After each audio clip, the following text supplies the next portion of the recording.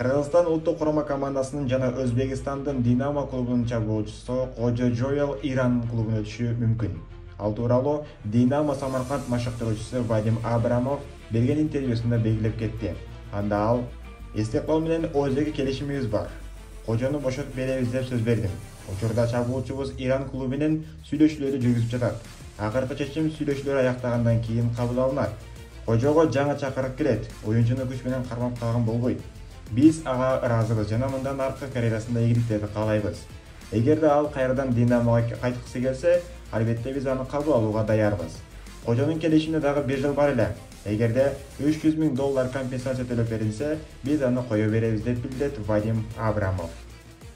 Кожо Динамо менен кечээки сезондун акыркы оюнунда жеңүүчү жалгыз голду киргизип, күйөрмандар менен кубанычтуу көз жаштар аркылуу коштошту. Кандай ойлойсуздар? Кожо Ирандын Истиклал клубуна өтүп, карьерасындагы мыкты жүрүштү жасай алабы? Эгер Истиклалга өтсө, өзбекстандык атактуу футболчу убагында Аль Наср сабында Криштиану Роналду менен бирге ойноп жүргөн.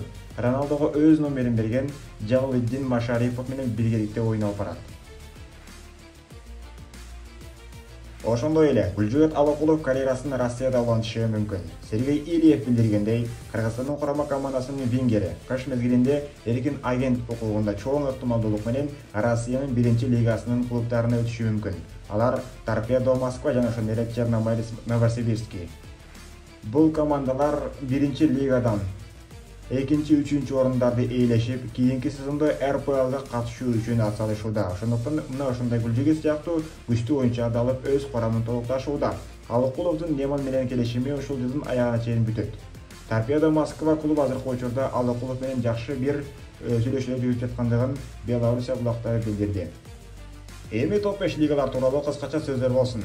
АПЛда болуп көрбөгөндөй шумдуктар. Ал жакта Ливерпуль күмөнсүз 34 упай менен лидерге айланса, Лондонду 2-ге бөлгөн Арсенал менен Челси 25 упайдан бөлүшүп 2-3 орунду ээлеп турушат. Ал эми 4-орунга Брайтон кайдан жайдан келип илешип калганын ким билет. Пеп баштаган Ман Сити 5-орунда Брайтон менен бирдей 23 упай топтоп турушат. Эске салчу нерсе, азыр Ман Сити 6 оюндан бери жеңиш даамын татып көрө элек. АПЛ лигасында 13 жыйынтыгы менен Ливерпуль 1-орунда, Ман Сити 9-орунда келе жаткан. Бирок сезон аягында келип Пеп баштаган шаардактар асман түстүүлөр чемпион болгон эле. Муну менен Ливерпулга эс алуу азыр эрте деп айткым келди. Испания лигасында Пеп Гвардиола иштеп кеткен мурдакы каталондук Барселона жаңы машыктыруучусу Ханс Флик менен 15 оюн жыйынтыгында 34 упай топтоп турнир жадыбалда 1-орунда эң эркин келе жаткан болчу. Бирок акыркы 3 оюнда упай жоготту. Тагыраагы Селта менен тең чыгышты.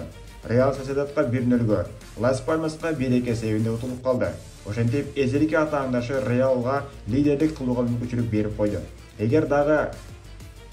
Эгер Реал Мадрид дагы карамагындагы бир оюнду жеңсе, каталондуктардан алдыга чыгып, Ла Лига лидерине айланат. Ал эми Чемпиондор лигасында таптакы тескерисинче. Барса мыкты оюндарды тартуулашууда, ал эми Чемпиондор лигасынын королу болмуш Реал Плейге каршы төмөнкү саптарда.